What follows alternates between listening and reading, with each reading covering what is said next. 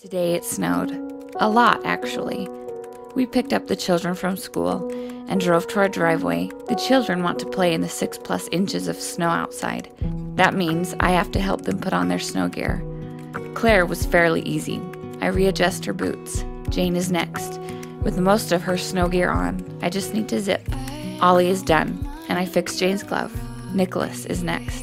He lays like a dead fish as I try to pull up his bibs. Claire asks me to zip up her coat again. I'm laughing, this time in frustration. The cold hurts my burned skin and makes me feel achy.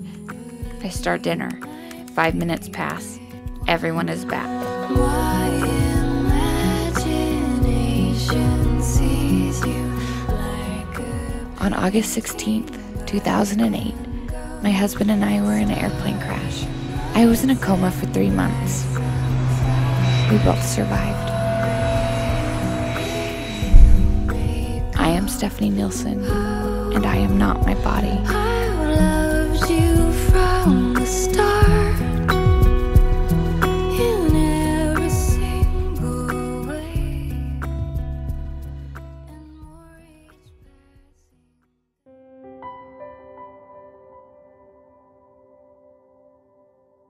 I remember when the airplane crashed. I remember rolling under a tree and looking up at the leaves and thinking, just having sort of a feeling that things would be okay, that it would be okay, and I didn't know the extent of my injuries. I remember the therapist working with me and challenging me to get better, because they said, you need to get better and be at Stephanie's bedside when she wakes up. Their hospital rooms were definitely a sacred place, because there was, miracles happening in there every day. Notes and cards from everywhere were on the walls. And so that when you walked in, you felt a real feeling of love and prayers. It's a remarkable thing to be on the receiving end of so much faith and love and effective prayer.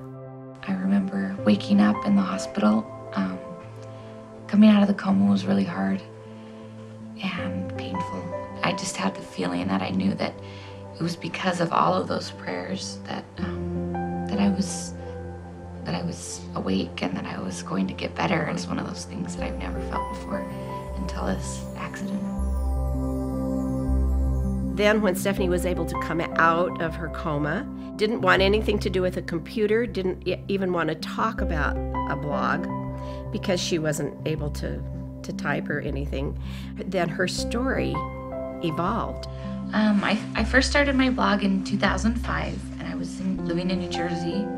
I think it all started with Elder Ballard's talk that he gave about the internet and how we can use it to good use, and it sort of set the scene for, what I really wanted to do with the blog. It's been good. It's been sort of therapy for me to write my feelings and what I'm going through and the pain, and it's Jesus Christ that has inspired me to do certain things and have given me the ideas to do things, and so none of it is me. I don't take any of the credit. I know that I'm just doing what I'm told. I just do it. I pray, and then I get answers, and then I do it. Today I woke up to rain. I got up and did the routine: breakfast, making lunches, trying really hard to do my girls' hair. I was in the laundry room folding clothes, and I went to the closet, touching all the clothes. A wave of emotion took me over for a few minutes. I missed me again. I mourned for that woman again. I felt that familiar sadness. But then it was followed by a beautiful spiritual confirmation that this is my new life. It is good. It is oh so good. And then I felt I should bring home me, because it is still me, and those clothes will still fit. It's hard to, pick up the kids from school and all the other kids staring, or going to the grocery store. And as women, we want to be beautiful and attractive, and I struggle with that. But I also know that it's not everything. I'm just grateful that I'm here on this earth, and I have the opportunity to be a mother and do the things that I love and enjoy. And I don't know, I view my role now as more divine. It's something more, not just a mother who wakes up and makes her kids food, and it's a mother who enriches and teaches about the gospel of Jesus Christ. But it's a privilege, and I see it more as a privilege than anything. To me, beauty and motherhood are one. They're the same thing.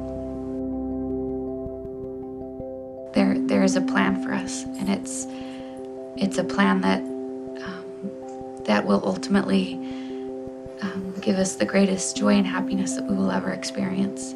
And it is only possible through Jesus Christ. And I am grateful for this trial, and it's a blessing, even though it's hard and it's challenging, and it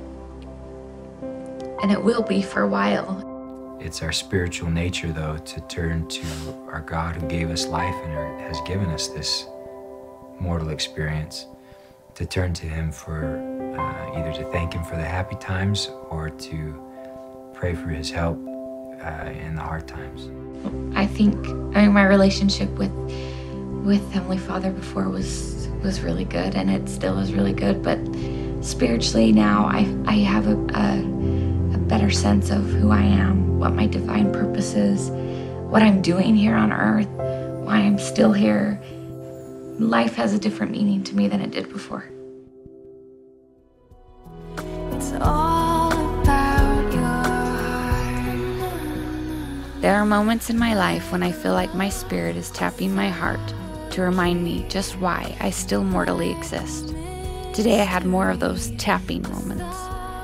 It was in the deep brown eyes of Nicholas, laughing and tackling Jimmy over and over and over again. It was in Claire's desire to help me with anything. Today it was groceries. It was Mr. Nielsen, who I watched outside my window early this morning, ride his bike to school with the girls. Their faces beamed like they were the luckiest girls ever. And they are, including me.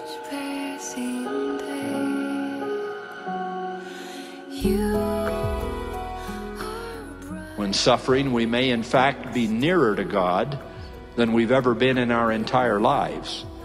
That knowledge can turn every such situation into a would-be temple. Regarding our earthly journey, the Lord has promised, "I will go before your face. I will be on your right hand and on your left. My spirit shall be in your hearts, and mine angels round about you to bear you up." That is an everlasting declaration of God's love and care for us, including and perhaps especially in times of trouble.